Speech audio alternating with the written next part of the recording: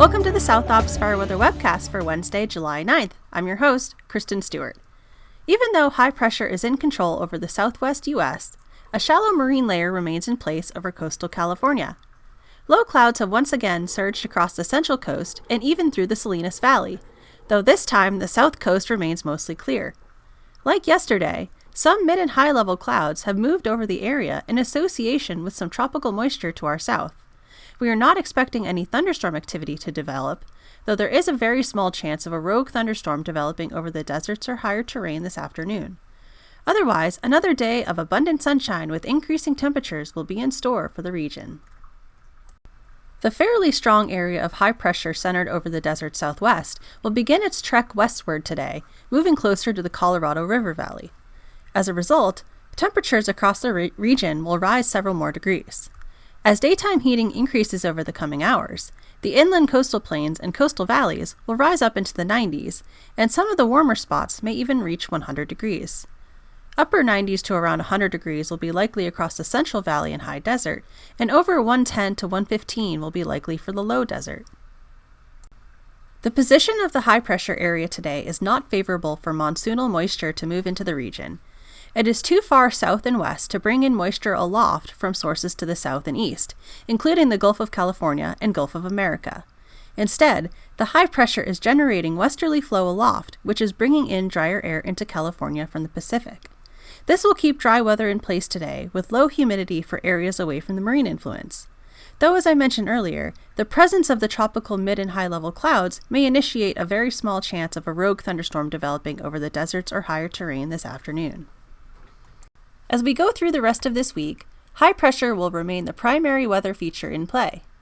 By the time we get to Thursday or Friday, the area of high pressure will be centered over Southern California and will likely remain that way through the weekend and potentially into early next week, with little change in strength or position. You will notice on this model forecast of air in the upper levels that the high pressure area is quite flat and not very amplified over Southern California. This is in response to the cutoff low we've been dealing with lately to our north, along with a more active jet stream pattern to the north. If you tuned into the forecast last week, models were indicating a stronger and more amplified high pressure over the western U.S. for this week. This means that temperatures, although still very warm, are not expected to rise as high as we projected last week. With high pressure moving closer to California, temperatures will continue to warm up across the region through Thursday, with highs around 5 to 15 degrees above seasonal normal. Expect highs in the 80s to low 90s across the lower mountains and inland coastal plains, mid-90s to 105 in the valleys, 100 to 110 in the high desert, and 108 to 118 in the low desert.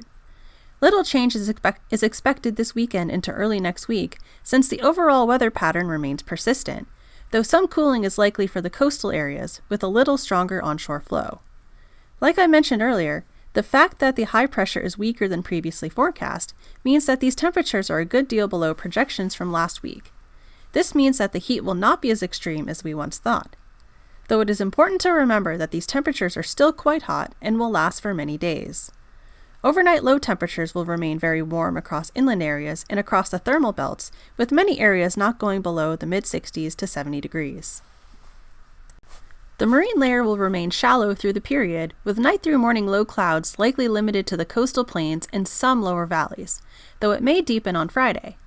The presence of high pressure will also keep dry conditions in place, with minimum humidities largely in the single digits and teens above and inland from the marine layer influence. There will also be sizable areas of fair to poor recoveries away from the marine layer, with long burn windows expected.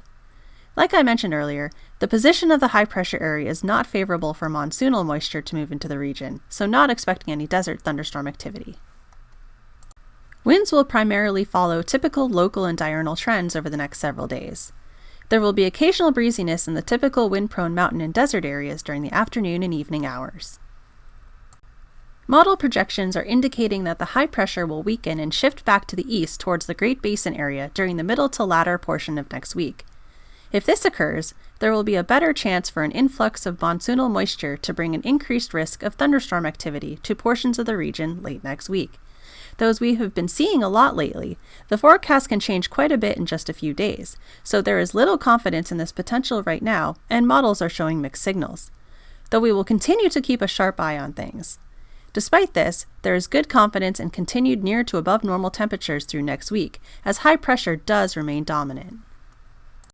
The expected long-duration hot and dry weather pattern will yield substantial fire potential concerns for the region.